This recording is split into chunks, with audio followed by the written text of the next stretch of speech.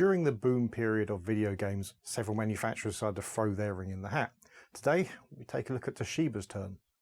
The present is horrible, the future looks bleak. Remember our childhood to get us through the week.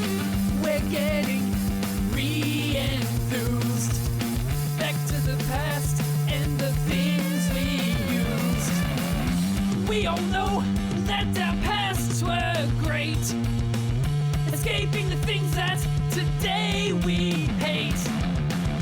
Getting re-enthused, getting re-enthused, getting re-enthused, getting re-enthused. And here it is. This is the Toshiba Visicom Com-100. This was announced in Japan in January 1978 and was finally released in April of the same year. Now, the gaming market in this era in Japan were mostly made up of rebadged American consoles like the 2600. And this is sort of the same. Effectively, it's an RCA Studio 2. A console released in the US by RCA in 1977. It was largely considered a failure and discontinued in 1978. This isn't a direct rebadge though, obviously, and hopefully I remember to flash up a picture of the studio around here somewhere. They look very different in the style of the cases and stuff, but the most important addition was colour. The Studio 2 was black and white. This has some colour support, which we'll go into in a bit. It was powered by the RCA CDP-1802, running at 1.78 megahertz. That's a fascinating piece of history in its own right, by the way. I'm sure someone will cover it, probably not me. It uses the CDP-1861 for its graphics and has 768 bytes of memory and a 2K ROM. Sound is a one-channel beep thing. Now, those specs I've just reeled off there, they are identical to the Studio 2. So where did the colour come from? Well, there are some additional things, of course. There's a bit of extra logic in there. There's another 256 extra bytes of memory, and there's a change to the memory map where it was a bit kind of variable on the RCA where things could move around. This has a much stricter map which stays more static, kind of more modern as well, to be honest. Each sprite also has a couple of extra bits that allow it to use one of the 4 available colours. Yes, 4. And these are real cartridges, by the way. Several machines around this era effectively pack the console in every cartridge. So if you look at the Epoch cassette version, which came out 2-3 years after this, it had every cartridge was effectively a computer, and the console itself was just a way to pass through power and controls, and then to display what the cartridge came back. I mean, the console was very cheap, but the cartridges were more expensive and harder to emulate as well. But this is a proper cartridge as we imagine it, where it's just really the ROM data that's on the cartridge. They can hold up to 2K, by the way. I mean, in theory, you can have bank switch ones, but there doesn't appear to be any. I mean, more importantly, the machine is lovely. It's very shiny. Everything is shiny. We can see we have problems with the overlight headlights because it's all very, very shiny. That doesn't just stop with the actual the console itself, by the way. We'll go on to that in a second, but yes. Now I've got 4 carts. I'll put it back in the box so you'll see them. So they come in this box like this. And if we open this up, we can see, there you go, very nicely presented and stuff. I'll open one up in a minute because that's even better then. These appear to be the carts that would have been bundled in the machine. There are other carts out there. They tend to send for ridiculous amounts. You may, if you follow me on social media, you'll see I posted one. Right, so we're going to look at the games, obviously, we always do, but I'm going to warn you now, it's going to look awful. It's RF. Something in here is starting to go out of spec because it's the picture will get slowly worse as we go on. So there's some drift going on. There is a way to composite mod this, but I'll be frank, I've been after one of these for years. I'm not risking it. I'd rather have a terrible picture and a working machine, quite frankly. Right, let's have a little look around the actual machine then. So, we have this lovely bit of Japanese here, which just goes through some of the system stuff. The cartridge slot is back here. The cartridges, by the way, are single-sided, so there's only an edge connector on one side, which means it doesn't matter if you get them back to front, you won't do anything, which is good. This is the power button, nice giant power button. Reset button, that's obviously the power LED.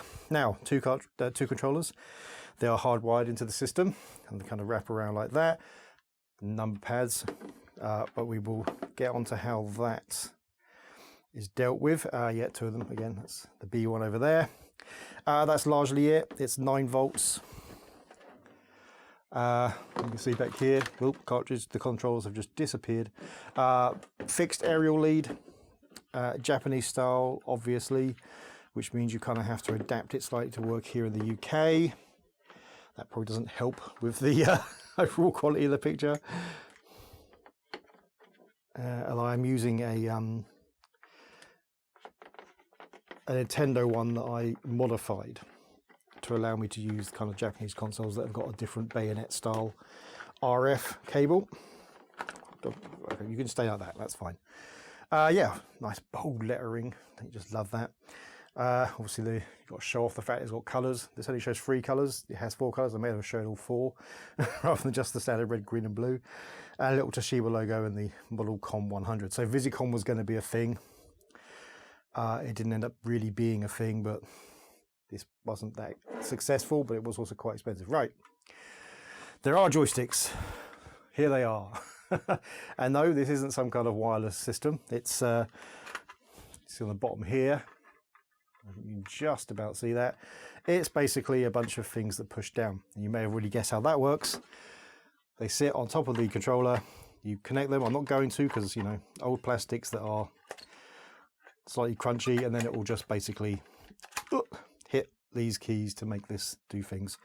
And then the fire button pushes down in the middle there, and that fire button pushes a little metal thing there. So that hits the, what does it hit? The 5 and the 0. So yep, nice and simple. There's one for each one. It's starting to die, obviously. This rubber is starting to just drop off.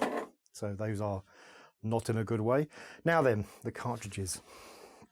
So I was going to mention them. They're a mix of games, by the way. There's some educational stuff in there. There's a addition multiplication thing. Oh, they are really packed in here as well. So it looks like there's a bit of space there, but it's not. That's where the edge connector goes. But there you go. So that's the back of the cartridge. You can see there's the actual edge connector, but there's the front.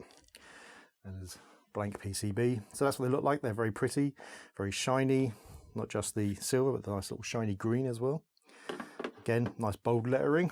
But also in the box, as well as a manual, comes these little things. So these, again, shiny, are designed to sit up here. Now the problem is, because they've been sitting in their box for a long time, they were bent the other way. I put them in the opposite way in the hope that it will bend them, and it's kind of worked, but it's still not, doesn't really fit in properly still. Yeah, you can't really get them in properly, and they'll just sprung out, and yeah, really hard. But the idea, of course, is it gives you the different controls for the game, which, you know, I can't read anyway because it's in Japanese, so that's fine. Yeah, and in the box also you get like a little manual. So there you go. This is the calculation one. So the educational game, if you will. You just go through a bit of information. And that's every single game has the exact same thing. So this is probably the one game we won't bother trying, because I mean, you know, first of all, I've worked out how to make it work. But also, you know, it's an educational game. All right, well, we should try to get this working. Again, this ain't going to be pretty, and we may not be able to watch every single game. So what I'm going to do is I'm going to put a game in, and you'll see also how the games go in. So there's, you couldn't be able to see it. I'll get a close-up of it using my phone. Right, so here we go. There is the cartridge slot. You see there's got those 2 metal prongs there. You can see the connectors, they're only on one side. And we have our cartridge, and our cartridge has 2 holes for the prongs, and obviously the actual edge connector is at the back, and then it just goes in like that, and it is friction fit. So there you are, that's how the cartridge goes in. So there's gonna be a lot of noise. It's not all with the machine, to be fair. This is working by, I am putting the RF signal through my old DVD recorder, which happens to have RF in and composite out, and so that way I can record it using OBS. So here we go. I will turn on the console. Yep, we have a huge mess. That's going to be obvious, I'm afraid. There we go. So that's the actual game. There's no sound. I have not been able to get it to tune in well enough to have sound. And I'm guessing, yeah, I don't know how to start the game. This is going to be a I can make that happen, but I don't know. I don't know how you even start this game. Oh, something's happening. Oh, something's firing.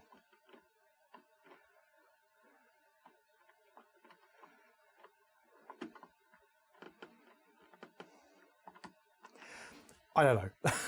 it's an interesting one, but yeah. Okay, let's flip to a different game. This one seems to say cut.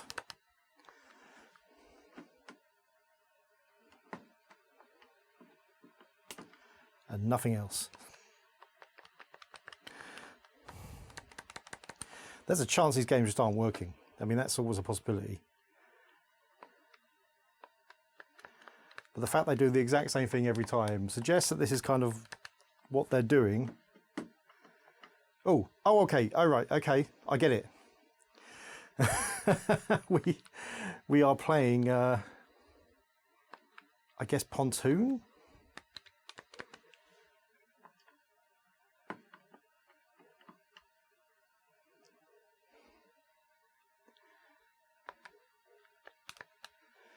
Oh, we're only playing with the second player. Maybe the second player is working and the first one isn't. Okay, so yeah, you go. It's solitaire, solitaire, Pontoon 21, whatever you want to call it, blackjack. Right.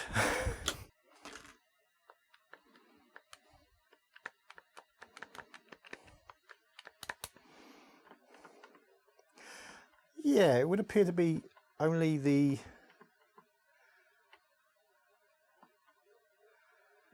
second controller is doing anything, which is odd. I said this game is a bit more at least actiony. Oh, missed.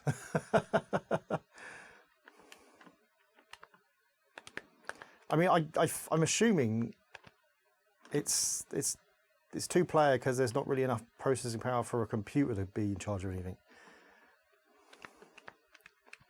Anyway, yes, it's a it's kind of a weird take on Space Invaders, I guess, but yeah, it's kind of interesting still. I'd say it's something compared to what we've seen. Anyhow, there are other games. There's a racing game out there somewhere, more educational games, but yeah, this is not a machine you need to go and find unless you're just a rabid collector and just want to try all these old machines out. It's interesting for many reasons. It's the fact that it's that kind of continuation of the RCA Studio,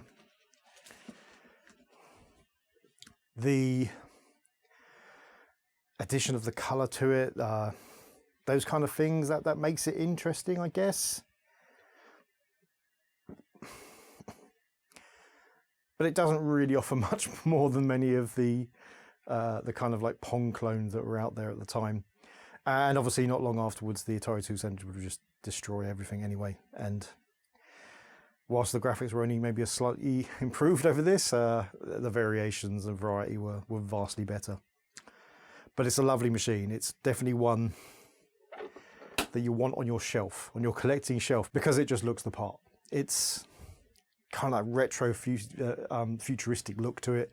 the burnished steel, the bold lettering. It's kind of nice. The clever bit of the joystick is kind of interesting as well. But yeah, there you go.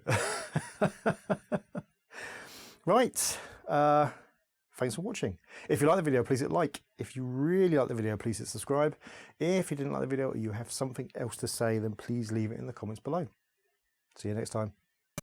The present is horrible. The future looks bleak. Remember our childhood to get us through the